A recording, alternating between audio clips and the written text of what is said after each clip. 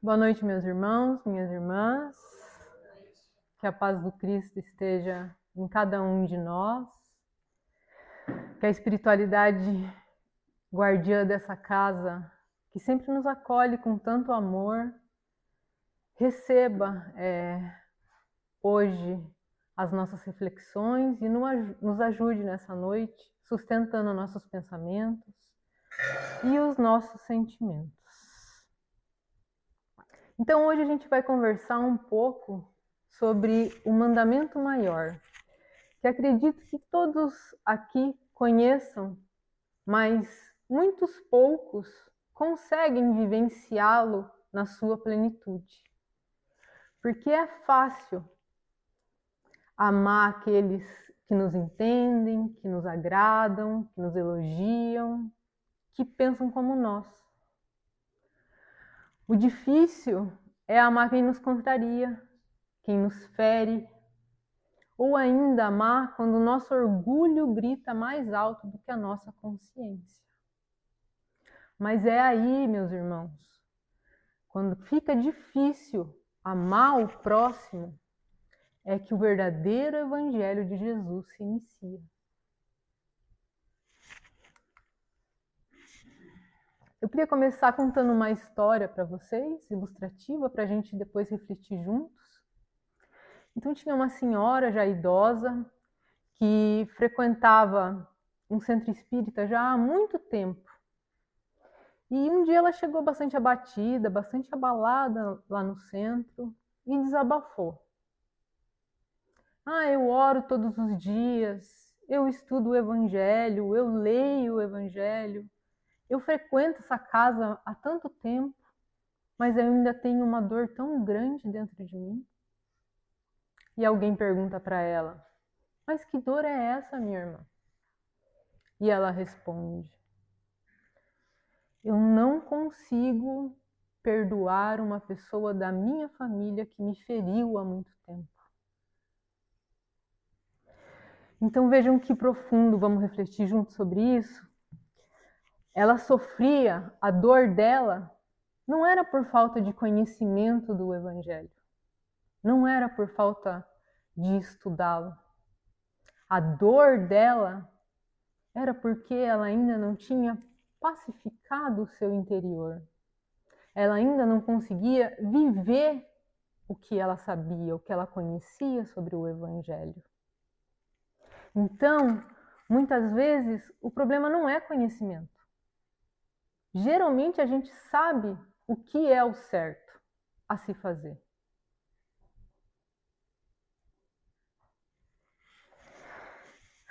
Então, todos temos alguma área da alma ainda esperando esse toque do Evangelho de Jesus. E a gente deve refletir. Quem é o próximo que hoje mais desafia a nossa capacidade de amar? E por qual motivo? O que ele faz? Que comportamento que ele tem que me incomoda, que desperta a minha antipatia? Nós temos que refletir, ter cuidado, porque todos temos bastante dificuldades de amar, de acolher aqueles que espelham as nossas falhas. Então, muito provavelmente, aquilo que nos incomoda no outro está relacionado a alguma área que nós temos que trabalhar dentro de nós. E sabemos disso. Bom, Jesus foi perguntado: qual é o mandamento maior? E ele respondeu: amar a Deus sobre todas as coisas e amar o próximo como a si mesmo. E ele completa: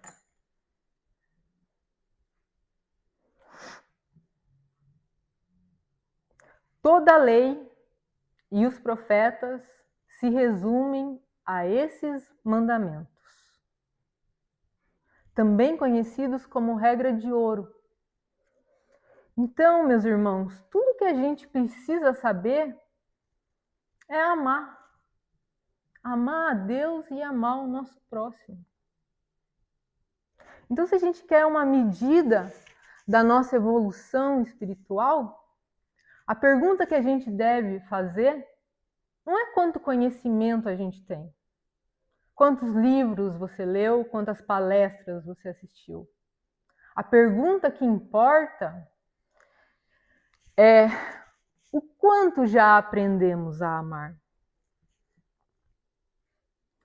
E a gente está falando tanto dessa palavra, né, tão bonita, o amor. Mas será que a gente sabe o que é amor? Bom, segundo o Espiritismo, o amor não é somente um sentimento romântico. Ele é também uma força divina, uma lei moral e o único caminho para a evolução do espírito. No entanto, o amor, ele não nasce perfeito dentro de nós. Nós, como espíritos eternos, quando fomos criados pelo Pai, simples e ignorantes, apenas com os instintos.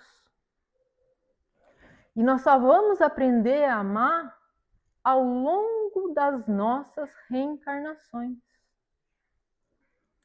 Então, primeiro, o que a gente sente que nós temos é instinto, depois interesse, apego, afeto, até chegarmos no amor, o amor universal, aquele sem apego, aquele que ama a todos em qualquer situação. E tem um detalhe importante. O ódio não é o oposto do amor. O ódio é a ausência de amor. Então, à medida que a gente vai aprendendo a amar mais e mais, todos os sentimentos negativos, eles vão desaparecendo. Então, você quer saber a sua evolução espiritual?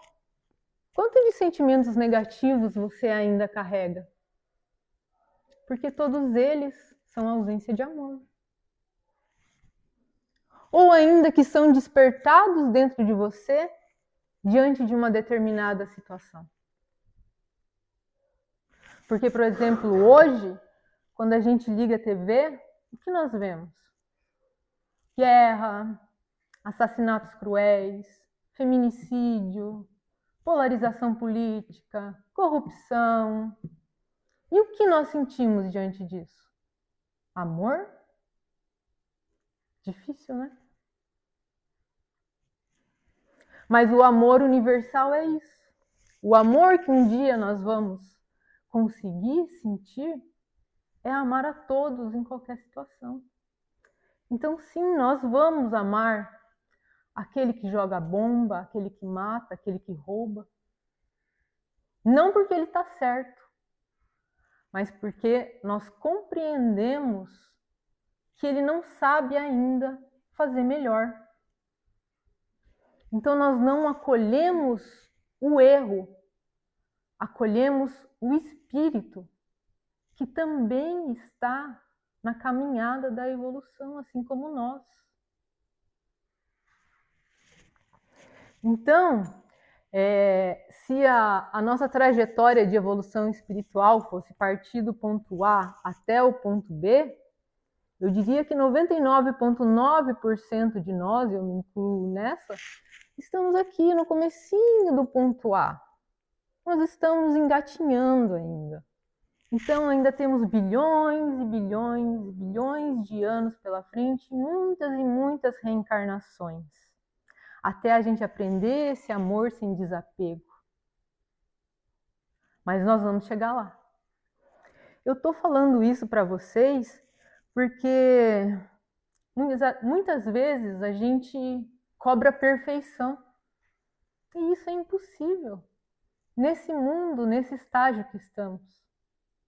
Então precisamos entender que ninguém é perfeito. Todos temos falhas.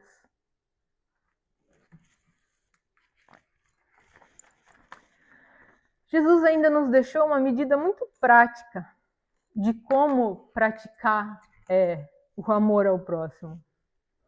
Fazei aos homens tudo o que queirais que eles vos façam. Então não é nenhuma teoria mirabolante, né, gente? O que você gostaria que fizessem com você? É o que você deveria fazer, é a forma como você deveria sempre reagir. Então, esse é um guia para a nossa rotina. E o que a gente geralmente espera do outro? A gente espera compreensão. Mas será que a gente compreende? A gente espera paciência. Mas será que somos pacientes? A gente quer escuta. Mas será que ouvimos? A gente não pode esquecer que o outro também sente. Que muitas vezes ele está enfrentando lutas invisíveis e sofrendo profundamente em silêncio. Então temos que pensar: como eu gostaria de ser tratado quando eu erro? Com certeza não é sendo julgado, né? Então por que às vezes a gente é tão duro com o erro dos outros? Será que o nosso amor é incondicional? Ou depende do comportamento do outro? Dependendo de como ele age, de como ele fala, meu amor diminui um pouquinho. Ainda nesse contexto do amor ao próximo, Jesus nos deixou a parábola dos credores, que de forma bastante resumida é sobre um servo que devia muito dinheiro ao seu senhor. E ele vai cobrar o seu servo, mas ele não tem como pagar. Então ele suplica, ele chora e consegue receber o perdão do seu senhor. Mas, depois de ter sido perdoado, ele encontra alguém que lhe devia bem menos e não consegue agir com a mesma misericórdia. Ou seja, ele é perdoado, mas é incapaz de perdoar. Essa parábola, ela nos mostra uma verdade bastante incômoda, porque muitas vezes a gente deseja receber de Deus o que a gente não oferece para o outro. Jesus, ele não se referia apenas às dívidas materiais. Ele se referia também às dívidas morais, emocionais, espirituais. Então a gente tem que sempre lembrar o quão desafiante é para nós e para o nosso próximo a transformação interior, a reforma íntima, o acolhimento, a compreensão das nossas próprias sombras. O outro ainda está em construção, assim como nós. Bom, a regra de ouro vivida na pele, o amor ao próximo no nosso dia a dia. Eu vou contar uma historinha ilustrativa, outra historinha para vocês. A história de uma moça que recebeu uma mensagem da sua melhor amiga, só que uma mensagem curta, uma mensagem fria.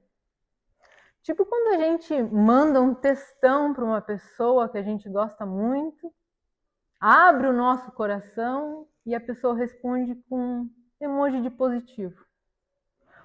O que aconteceu com essa moça? Ela começou a fazer milhões de suposições. Ah, minha amiga não gosta mais de mim. A minha amiga tá me desprezando. Nossa, como ela é ingrata comigo. Então, no fim da noite, ela recebe uma mensagem da sua amiga dizendo: desculpa, passei o dia todo no hospital com a minha mãe que passou mal. Então veja, vamos com calma. Mesmo sem saber todo o contexto, toda a história, a gente sempre julga. Então, quantas vezes julgamos sem conhecer a dor do outro? Nós estamos condicionados a julgar o tempo todo.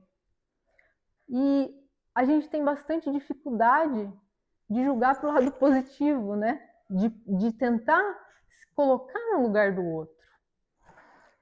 Então, se a gente quer ser compreendido em nossos dias difíceis, a gente tem que compreender os dias difíceis dos outros. Se a gente quer misericórdia para a nossa fraqueza, precisamos ser misericordiosos com a fraqueza do outro.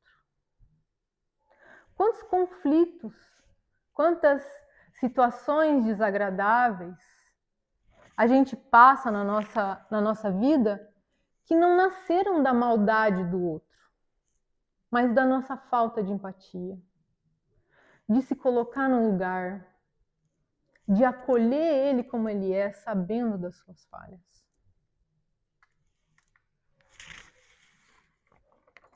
Não te canses de amar.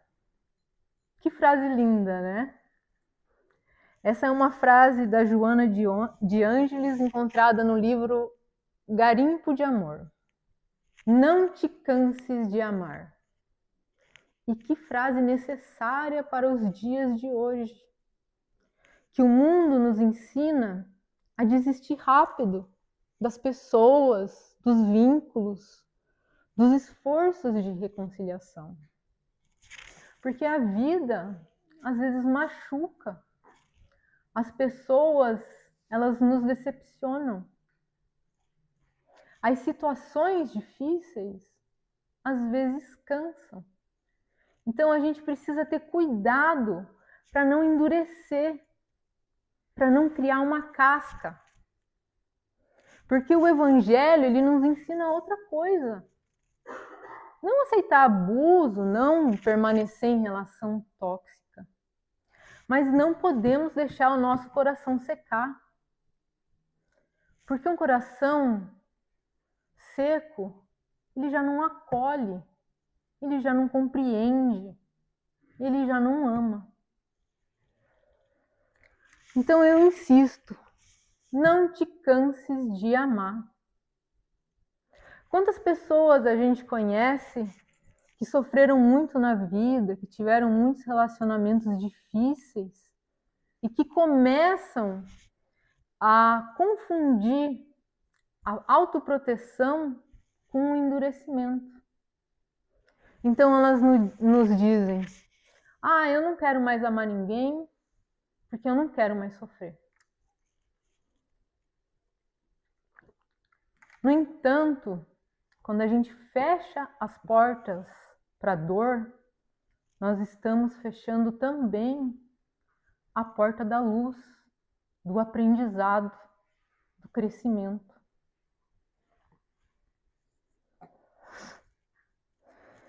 Então precisamos nos perguntar: será que o nosso coração está se defendendo? Ou está endurecendo, secando? Estamos criando uma casca, uma parede, um muro, e não deixamos ninguém mais entrar. O Evangelho, o Evangelho de Jesus e o Espiritismo nos convida a, mesmo feridos, continuar amando. Mesmo cansados, continuar sentindo. Porque o empobrecimento da alma não é a dor, é não amar mais. Será que o outro colocado do meu lado pode ser a prova que eu pedi? Muitas vezes aquela pessoa difícil que nos causa bastante transtorno e constrangimento, ela foi colocada ali para que tenhamos um ensinamento, para que ela seja um espelho, para que tenhamos oportunidade de crescer. A gente já ouviu muitas vezes aqui nessa casa que ninguém está aqui por acaso. Estamos todos no lugar certo, com as pessoas certas. Todos os relacionamentos são educativos. Todas as dificuldades que passamos nos relacionamentos são oportunidades de autoconhecimento.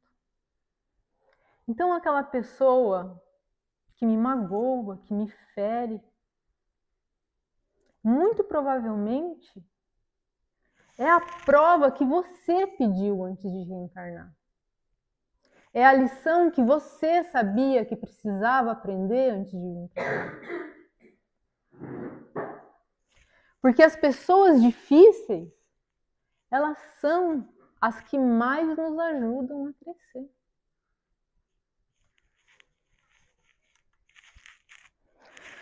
Bom, caminhando para o final agora, se a vida fizesse uma prova com nós nesse momento a respeito desse tema, sobre o amor ao próximo, muito provavelmente nenhum de nós tiraria nota 10. Mas isso não importa. O que importa é que estejamos sinceramente dispostos a melhorar. Então, a gente não pode esperar a perfeição. Então, não vamos sair daqui esperando isso. Vamos começar com um propósito simples, julgando menos, compreendendo com empatia, perdoando um pouco antes e amando cada dia mais. Não te canses de amar. Muito obrigada. Eu vou fazer a prece de encerramento e em seguida a gente vai para o passe.